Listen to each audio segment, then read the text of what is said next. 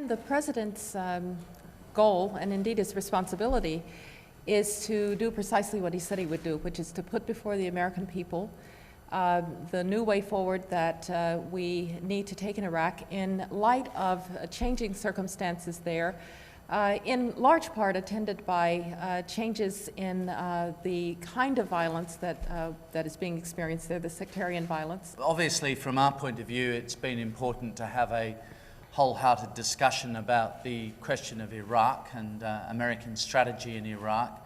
And we made it very clear to the United States administration that it is the view of the Australian government that there must be no defeat in Iraq, that the Americans and their allies must not only prevail, but above all the Iraqi people must prevail, and that this is a difficult situation, particularly in and around Baghdad, but it's important to, of course, make changes to policy here and there, but nevertheless to ensure that there is a successful outcome and to show determination to achieve that. Does Australia retain full confidence in the US management of the war? We stick by our mates through thick and thin, and when times are difficult for them, I think when times are difficult for you, that's when you look to your friends to see if they're really friends.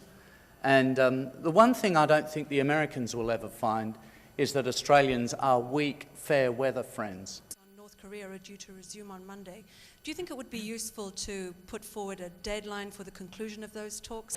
Now, I don't think anyone would ask us that we set a firm deadline by which, if we can not do this, then the talks end. But I do think that there is an expectation in the international community that these talks are not for the sake of talks, that indeed North Korea needs to, particularly after its nuclear test, needs to demonstrate that it is in fact committed to denuclearization. And I hope that these won't be talks for the sake of talks. That's pointless.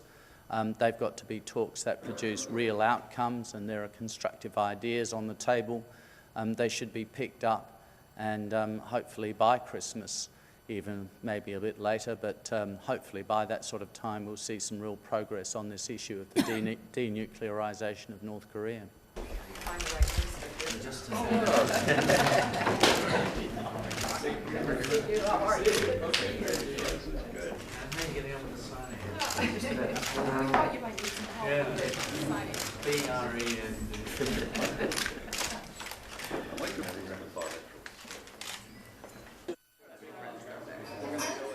Absolutely. Thank you.